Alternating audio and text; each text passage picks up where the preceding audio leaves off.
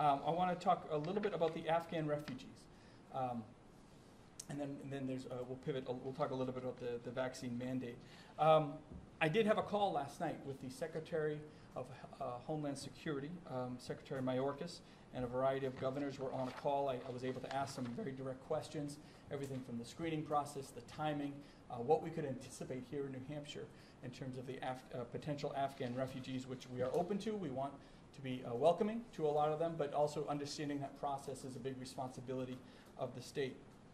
For years, just as a reminder, the state has taken in different refugees, political refugees from around the world for years. Typically, we get a couple hundred from various parts of the world. The state has always been very open and welcoming, but obviously there were approximately 120,000 people evacuated out of Kabul.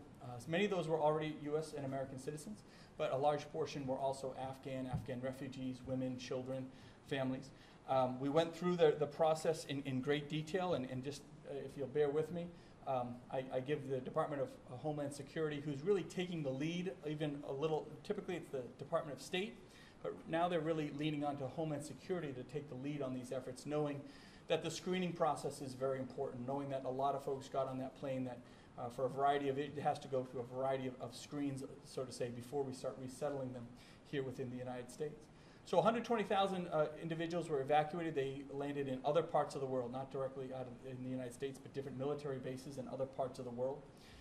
At that point, there is a process by which the screening really starts. So before any of these refugees come onto the U.S. mainland, the screening process starts. It's everything from a biometric screening process. The individuals are vetted against databases within the FBI, the terrorist databases, CBP, Border Patrol, all the different networks that really tie into Homeland Security. They're run through all of that. Their electronic devices are screened and scrutinized for any information that may be questionable before they actually even come into the United States. They're given a medical screening.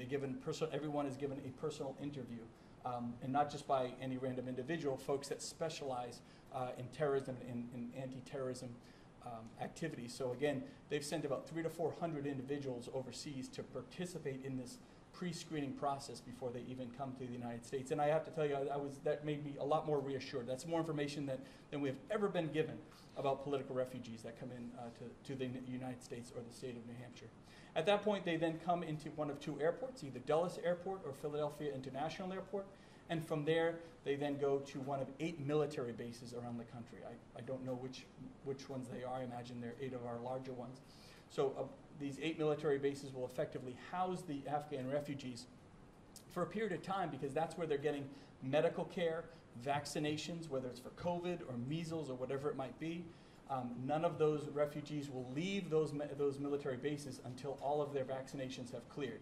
For example, if they're getting the COVID vaccine and you have to be there for 21 days, they don't come until they fully pass that 21-day mark. Just this morning, we were at least 1 or 2 of our organizations, I don't have the exact numbers, were already notified that we will be here in New Hampshire receiving at least 100 or 200 of the initial Afghan refugees. We imagine that other organizations who contract directly with the federal government will also be receiving potentially, but that's kind of what we expected. And again, it doesn't mean they arrive tomorrow. They have to go through all these steps of they've already started that screening process or the medical clearances, but we imagine in the next few weeks potentially that we'll be seeing some of the initial Afghan refugees arrive here in New Hampshire after what is clearly a pretty thorough and diligent screening process.